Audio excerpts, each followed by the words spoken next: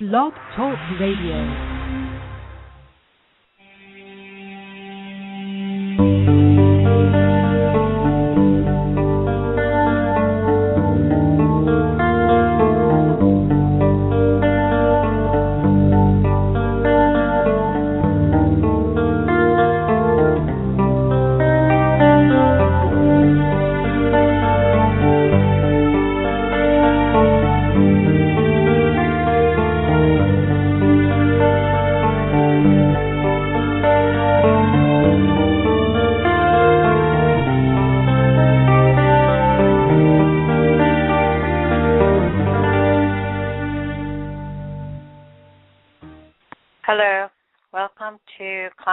Radio.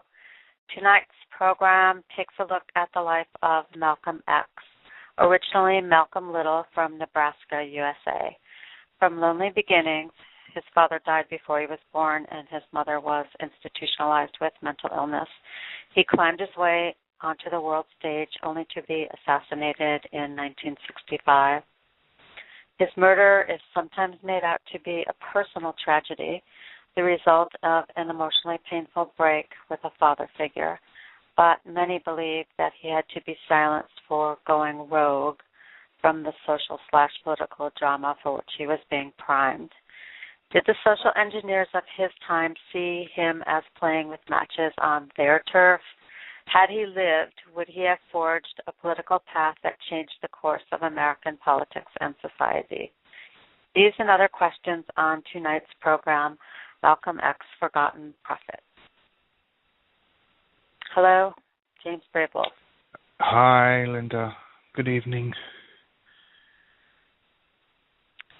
Well, Kevin is not on the line yet. So, yeah, we are having a three-way chat tonight, I hope. And I think we are interested in examples of those who seem to stand against the system. And were they puppets or were they authentic? And what were the forces around him and people like him at this time and nowadays also? I think there's much we can learn from this time in the 60s when there was social upheaval and I think it's very similar to what is going on right now. And who are the voices we are listening to? And are they put there to divide and conquer us? Or can someone, basically an orphan, alone in the world, can they rise to the height of the pyramid authentically? He was a man who, Malcolm X was a man who said, power never willingly takes a step backward. Only in the face of more power. It's a very interesting statement. Power never takes a step back. Only in the face of more power. And then tie that in with his quote, a man who stands for nothing will fall for anything. So these are, statements that I have admired in looking for people who are against the system that has been constructed in an anti-human way, an anti-soul way. And did they get to him? I know there were, his movement, the Nation of Islam, was infiltrated, as all the social movements were. Some were created by the CIA purposely to divide and conquer. In this time period, as they must be today also, so that no one really with genuine interest in making our culture a better place. They have nowhere to go, nowhere to latch on to, and that's maybe the point of these puppets of the change agents. And what is his legacy? The liberals claim him as one of theirs today, but he made another quote, the Negro Revolution is controlled by foxy white liberals, by the government itself. But the Black Revolution is controlled only by God. So many, many statements and his interactions with Martin Luther King, which was very rare. Once he broke with Elijah Muhammad and the Nation of Islam, he seemed to extend a hand to try to join Martin Luther King, but I think by then it was too late, and he had gone rogue and perhaps was too clean, perhaps, to be corrupted. But he was being manipulated, that is for sure.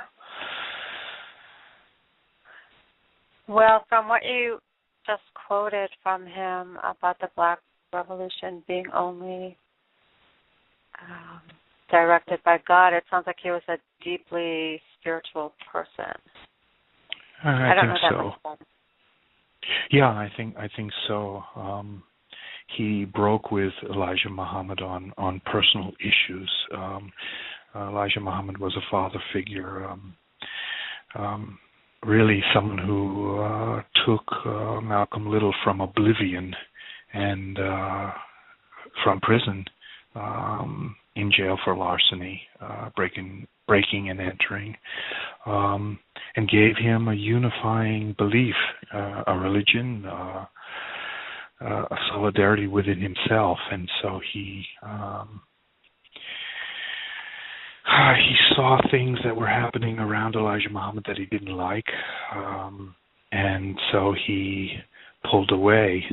And I think at the end of his life, he wondered if he was not being manipulated by those who were plants around the Nation of Islam to actually break these two, the father figure and the son, apart. So was it a personal tragedy, his assassination? Was it done because he was going against his father figure? Or was it something more sinister, as with Kennedy and the whole assassination decade of the 1960s, where people were Kevin is on the line. Good evening, Kevin. Hello. Good evening. Hello. Well, did you hear any of our little introduction on? Yes, I did. Any thoughts? I'm saying keep going. That's wonderful. Oh, what you're talking about. We want to hear your thoughts, though, too. My little world, I agree with you 100%. A little thing that I would add, I don't know that at this point in time it's relevant.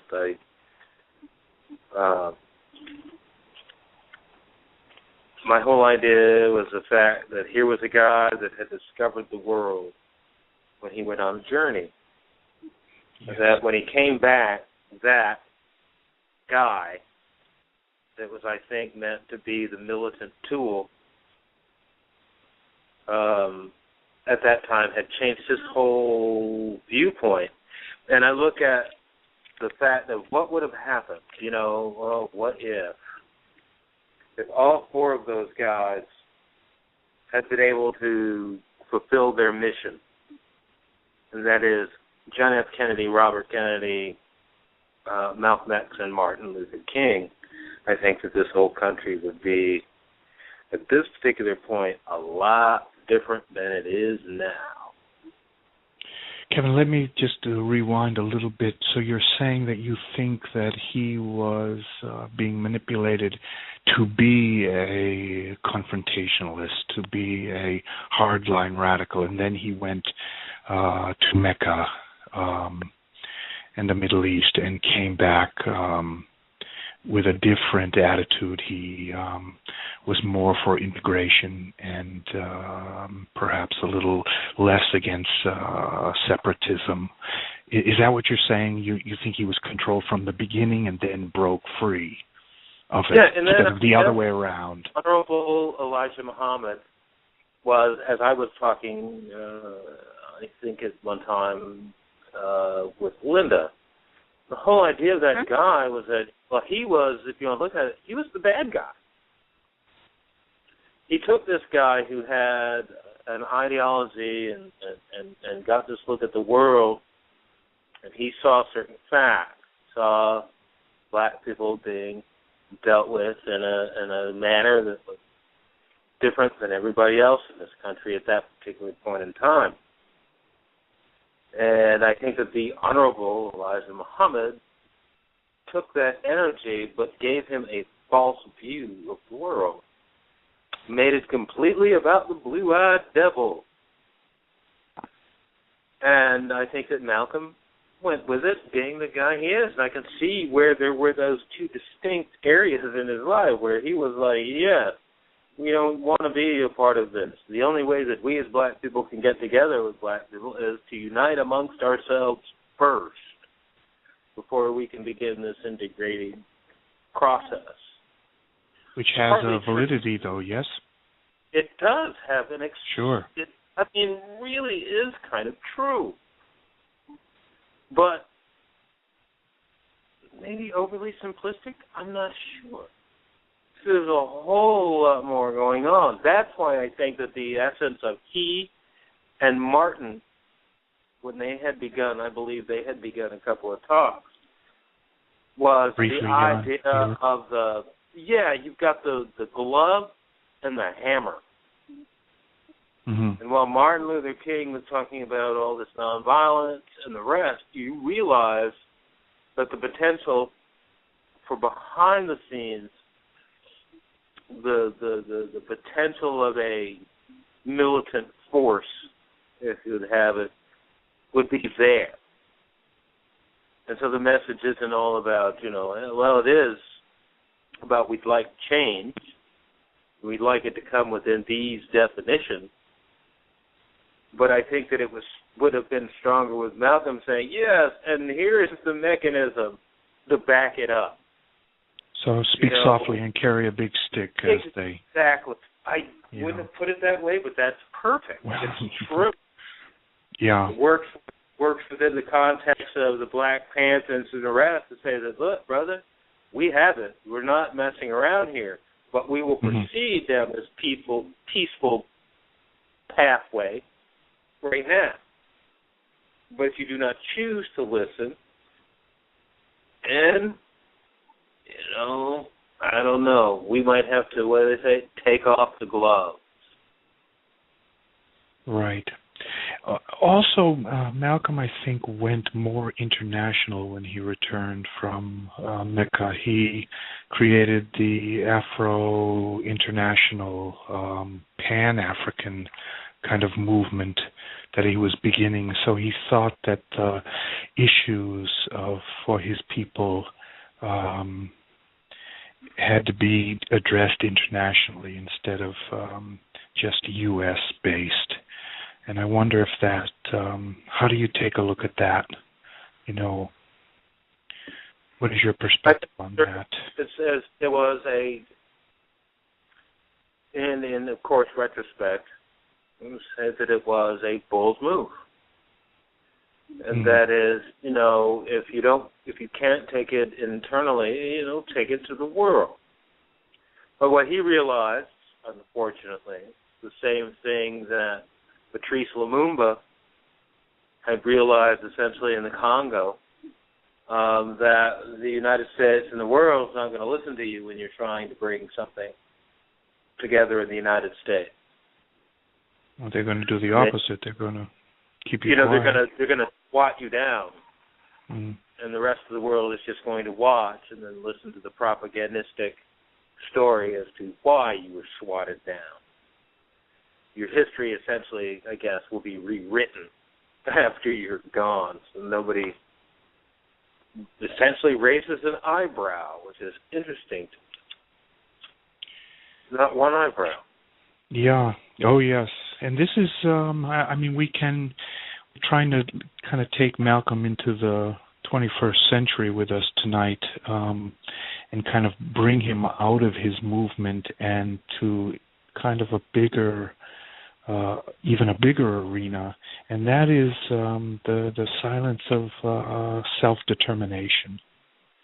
And I think that he epitomized that, and the men in the Congo did too, and many other leadership people of all ethnicities and cultural groups.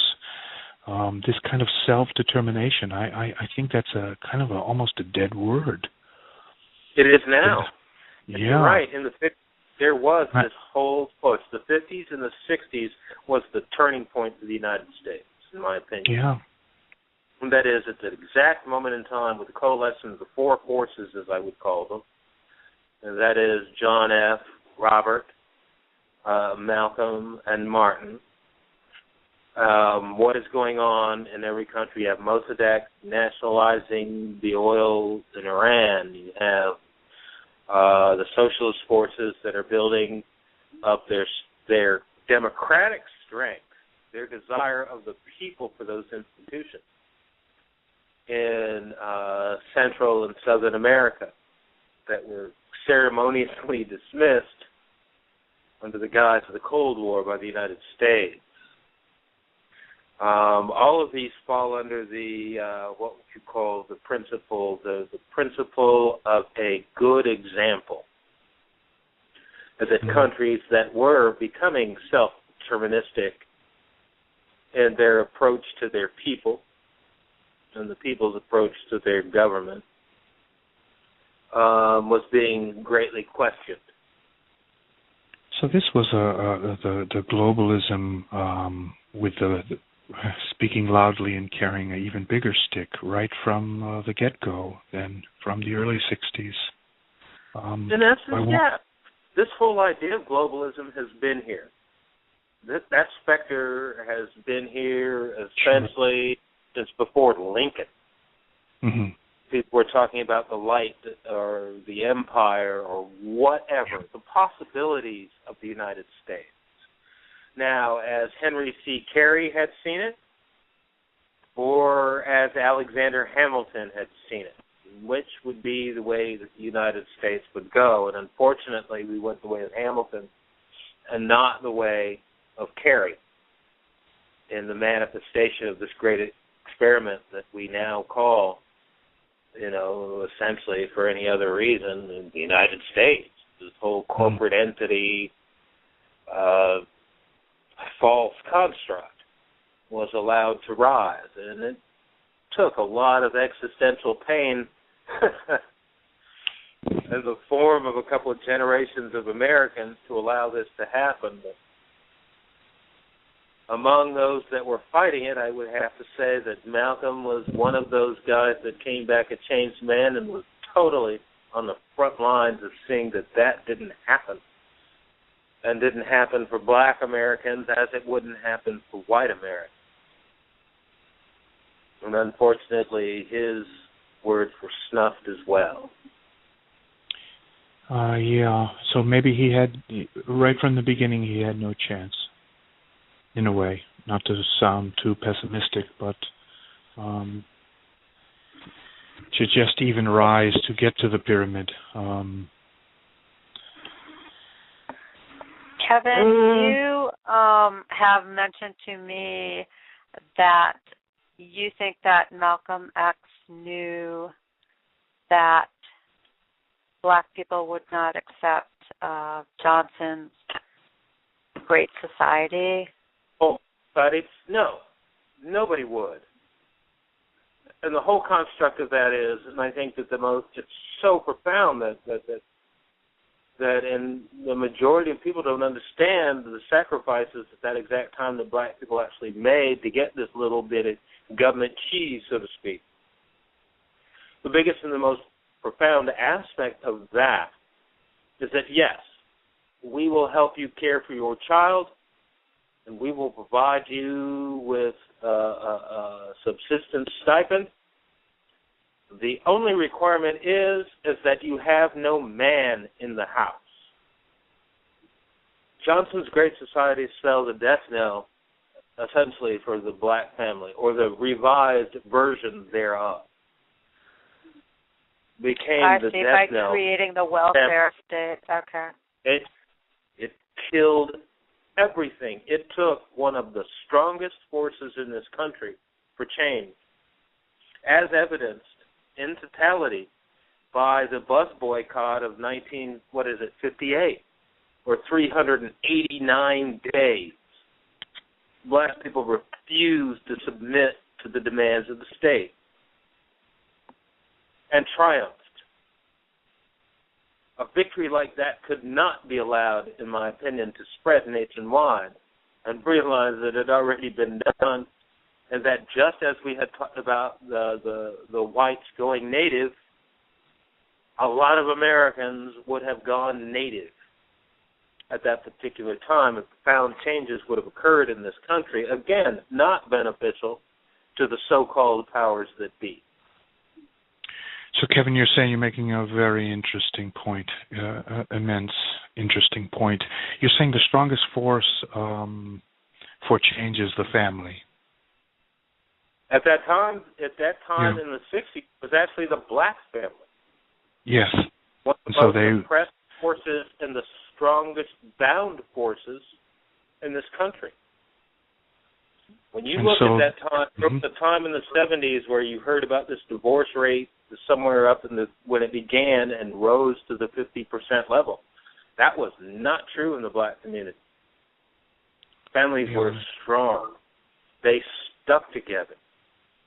They were together until the destruction of certain elements of society, some of the city industrial base, which left black men without employment, the rise of the exploitation film, to give a false sense of strength.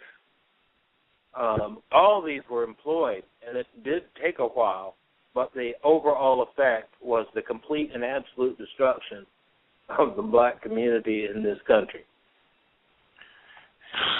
This is, you make a great point. I mean, there's almost really nothing to add to that.